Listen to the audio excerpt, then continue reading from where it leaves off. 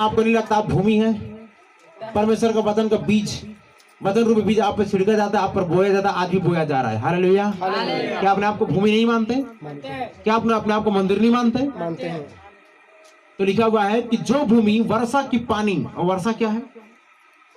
परमेश्वर का आत्मा की वर्षा, वचन की वर्षा, वही तो आग है, वही तो पानी है। समझ में आ रहा है कि नहीं आ रहा है? हाँ, तो वो चीज लिखा हुआ है, पढ़े आगे।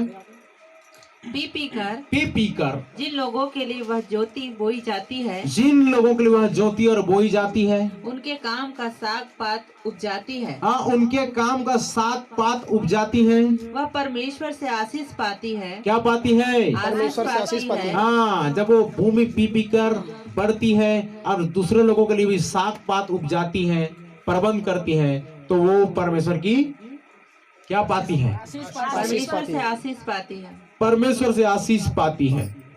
क्या हमने नहीं सुना कि कुछ दाने भूमि के किनारे गिरे और कुछ पथरीली भूमि पर और कुछ झाड़ियों में गिरे और कुछ अच्छी भूमि पर? तो आप अच्छी भूमि बनना चाहते हैं कि पथरीली भूमि, कटीली भूमि की इधर झाड़ी वाले भूमि?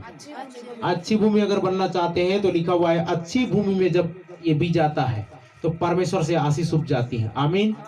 परमेश्वर के लिए हालेलुया। हाँ, आगे पढ़ो।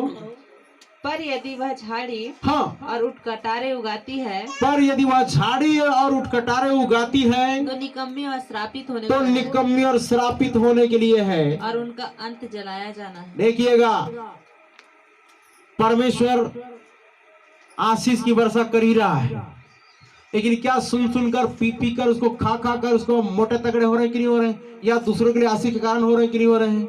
या दूसरे के लिए उन सारी चीजों को उपजा रहे हैं कि नहीं उपजा रहे हैं? अगर नहीं उपजा पा रहे हैं तो लिखा हुआ है कि वो कटीली और झाड़ी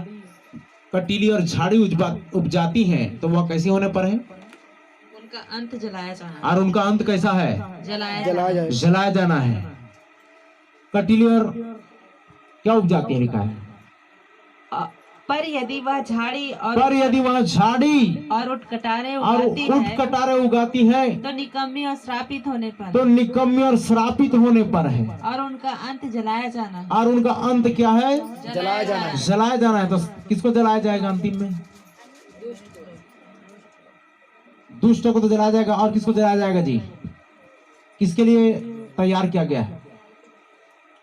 अनंत आग किसके लिए तैयार किया गया है? बाइबल पढ़ रहे हो, आपको इतना भी नहीं मालूम कि अंत जलाया जाना किसका? दुष्ट और शैतान का है। यहां पर कोई बात आती है, उसका अंत जलाया जाना है। जलाया जाना है, उसका अंत है। इसलिए आपको और मुझको अगर बचना है तो जलाए अगर नहीं जाना चाहते हैं, पवित्र आत्मा की अगुवाई में चलने की आवश्यकता है। आमीन। हाँ, तो पढ़िए। हो गया 7। अब आइए दूसरा पत्रस 2 का 20 से 22 पद में बहुत खतरनाक बात लिख दिया है, और रेफरेंस वो मिल रहा है तो मुझे बताना ही पड़ेगा। दूसरा पत्रस 2 अध्याय 20 से 22 पद। जब वे प्रभु और उद्धारकर्ता यीशु मसीह की पहचान के द्वारा, सुने रहना, यहाँ पर लिखा हुआ है, परमेश्वर का वचन कहता है कि जब वे प्रभु और उद्धारकर्ता यीशु मसीह की पहचान के द्वारा संसार की नाना प्रकार की अशुद्धता से बच निकले। हाँ, किसके द्वारा जी? किसके द्वारा?